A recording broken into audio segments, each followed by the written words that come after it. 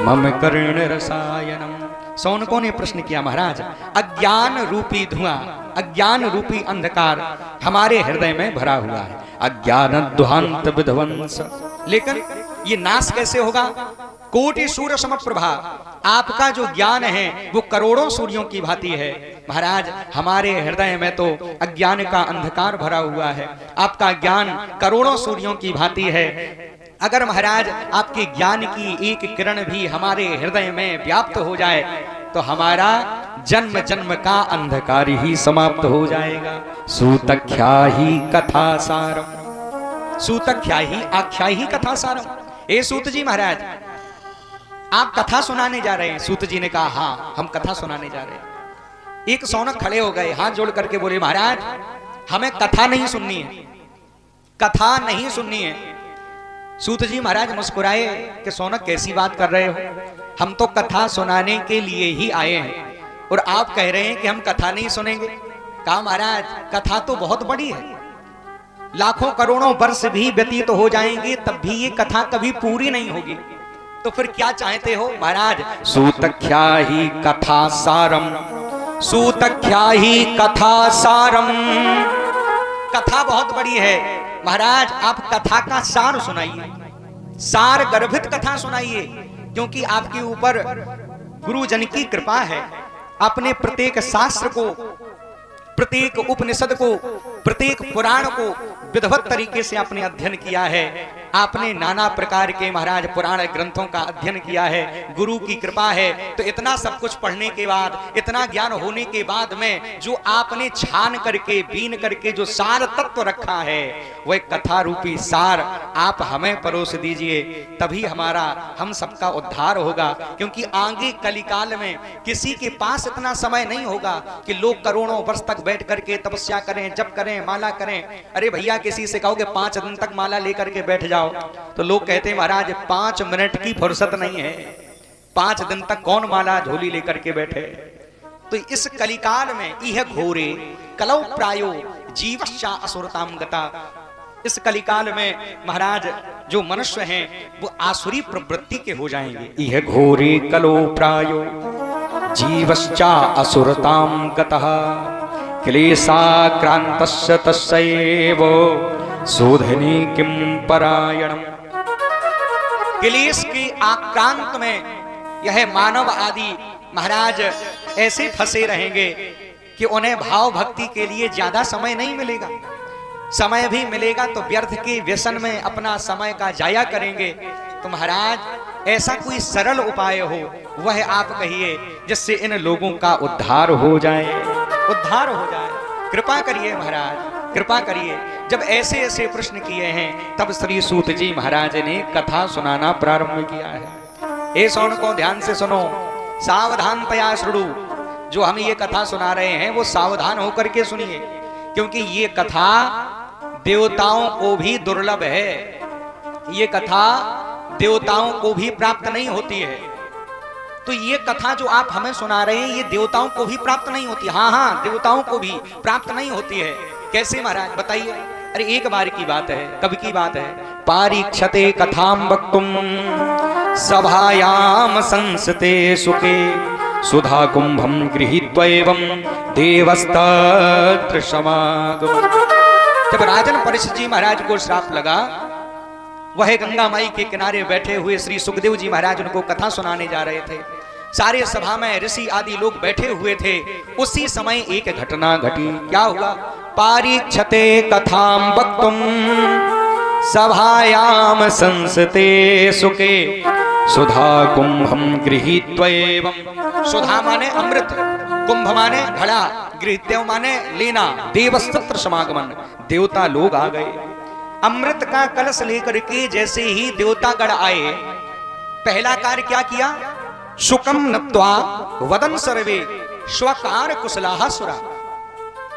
सुखदेव जी महाराज के समक्ष में आकर के सारे देवताओं ने प्रणाम किया। सुकम नत्वा वदन सर्वे, एक शब्द क्या लिख रहा है इसमें? स्वकार कुशलाः सुरा।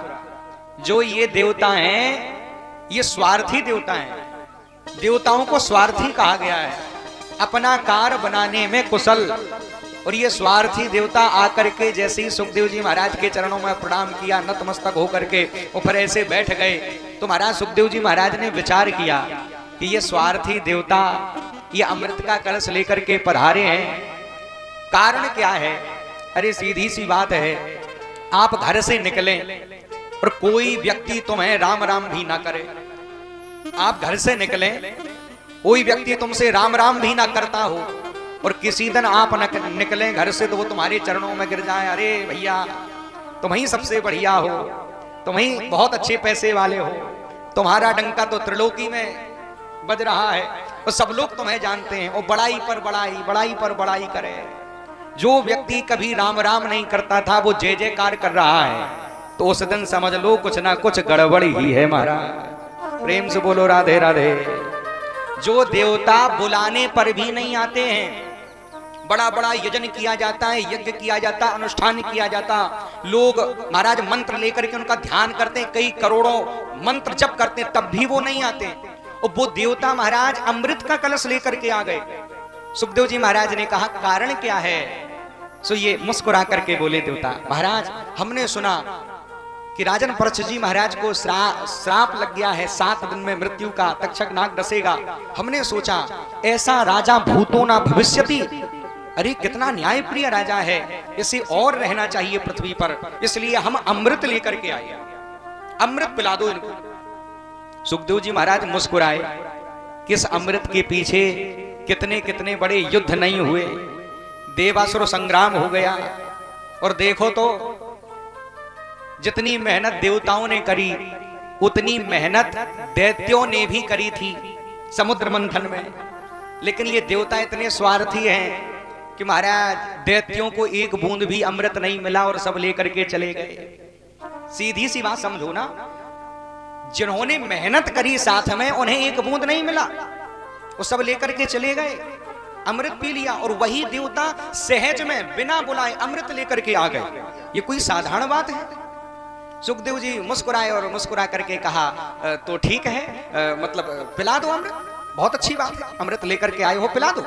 वो जैसे ही आए कहा सुखदेव जी महाराज ने कि अमृत पिला दो, वैसे ही देवताओं की बात बदल गई। अब पता है क्या बोले? एवं विनमये जाते सुधाराज्ञा प्रपीयता। विनमय क्रिया कर लो। विनमय क्रिया का मतलब क्या है कि जैसे किसी के पास गेहूं है, किसी के पास चावल है, चावल वाले को गेहूं की आवश्यकता, गेहूं वाले को चावल की आवश्यकता, तो आपस में अनाज की अदला बदली कर लेते हैं। जैसे सर्दियों में गांव क्षेत्र में कभी कभी ऐसा होता है कि वो बाजरे का आटा अगर किसी के घर में पिस करके आ गया हो, स्वयं के घर में ना हो, तो माता जी तुरंत गेहूं का आटा भरती हैं, वो बगल वाले के घर से बाजरे का आटा भरा करके ले आती हैं। तो ये क्या, ये क्रिया क्या है? विनमय क्रिया। वही ये देवता कह रहे हैं क्या? एवं विनमये जाते सुधा राज्ञा प्रपीयता। महाराज विनमय क्रिया कर लो। कैसी विनमय क्रिया? कि जो यह स्वर्ग का अमृत है ये हम राजन को पिला देंगे, परीक्षित जी को पिला देंगे, लेकिन जो भागवत कथा अमृत है, ये भागवत कथा रूपी अमृत हम सब देवताओं को पिला दो महाराज। सुखदेव जी महाराज ने परीक्षित जी की ओर देखा, परीक्षित जी से कहा कि बताइए स्वर्ग का अमृत पान करोगे कि कथा अमृत? परीक्षित जी महाराज ने कहा महाराज पहले इन दोनों का महत्व तो बताइए कि स्वर्ग के अमृत का महत्व क्या है और भागवत कथा अमृत का महत्व क्या है, महत्व की तो जानकारी हो। सुखदेव जी महाराज बोले जो स्वर्ग का अमृत है वो तुम्हें दीर्घ जीवी बनाता है और भागवत कथा अमृत तुम्हें दिव्य जीवी बनाता है। स्वर्ग का अमृत तुम्हारे पुण्यों को नष्ट करके नीचे गिराता है और भागवत कथा अमृत तुम्हारे पापों को नष्ट करके ऊपर उठाता है।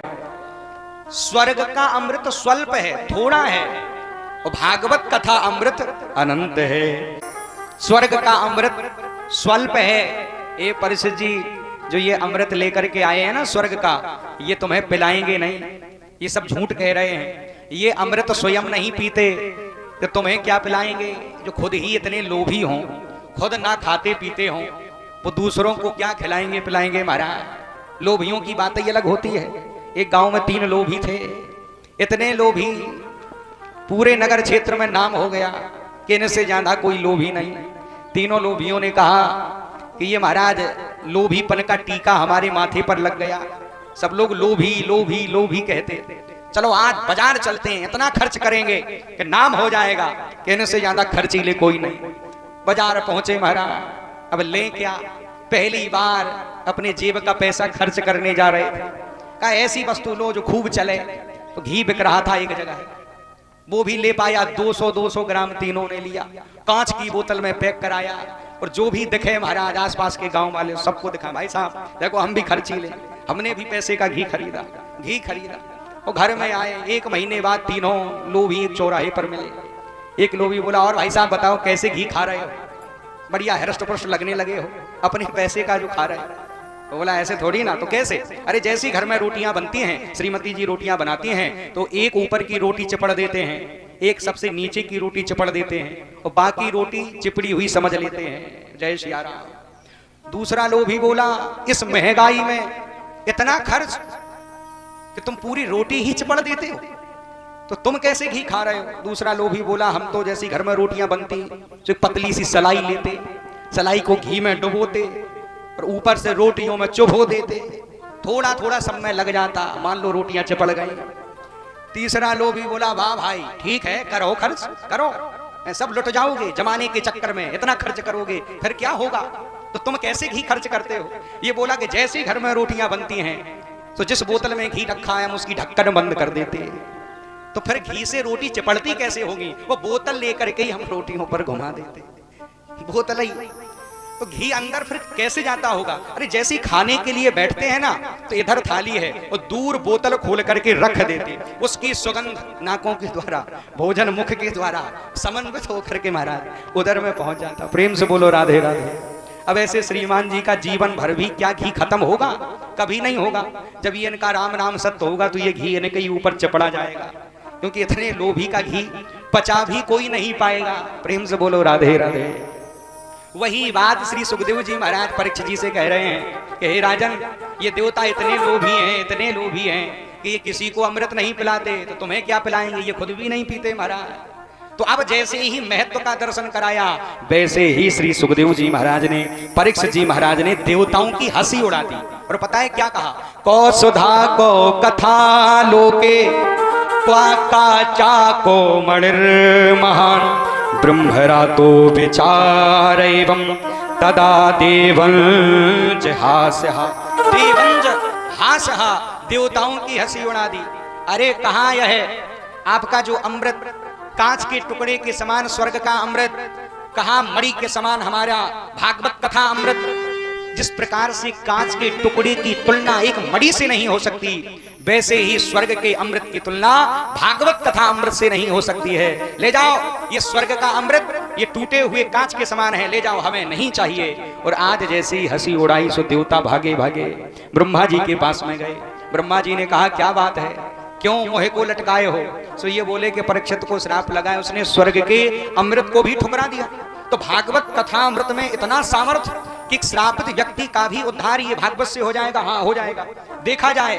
आज महाराज ये सारे देवता ब्रह्मा बाबा आकाश मार्ग में टकटकी लगाए महाराज मृत्यु लोक की ओर देख रहे हैं। आज सुखदेव जी महाराज आज कथा सुनाते जा रहे हैं, कथा सुनाते जा रहे हैं। और जैसे ही 7वां दिन हुआ, तक्षक नाग आया, गले में दंश किया, वैसे ही परीक्षित जी महाराज के प्राण पखेरु उड़े, विमान आया, विमान पर बैठ करके भगवान के धाम को जैसे विमान प्रस्थान किया, सभी भक्तों ने जयकारा लगा दिया। बोले भागवत महापुराण की जय, श्री सुखदेव जी महाराज की जय, बोले परीक्षित जी महाराज की जय। राज्यो मोक्षम तथा वीक्ष पुरा धातापि विस्मतः सप्तलोके तुलां बद्ध्वा तोलयत साधन अन्नजा। राज्यो मोक्षम, राजा का मोक्ष, राज्यो मोक्षम तथा वीक्ष, जैसे ही ब्रह्मा बाबा ने राजन का मोक्ष देखा, पुरा धातापि विस्मतः, धाता विधाता ब्रह्मा बाबा भी विस्मय में पड़ गए। क्या किया? सप्तलोके तुलां बद्ध्वा तोलयत साधन अन्नजा, सप्तलोक में आकर के एक तराजू को मंगवाया और वहां आकर के महाराज आज तोलन किया। किस प्रकार का तोलन किया? एक पढ़ने पर भागवत महापुराण को रखा, एक पढ़ने पर महाराज स्वर्ग के अमृत को, कलश को रखा, और जैसे ही तोलन किया महाराज, और जैसे ही तोलन किया तो आज भागवत का पढ़ना भारी निकला और स्वर्ग का जो है स्वर्ग रूपी अमृत का पढ़ना था वह ऊपर उठ गया। भक्तों ने जयकारा लगा दिया, बोली भागवत महापुराण की जय।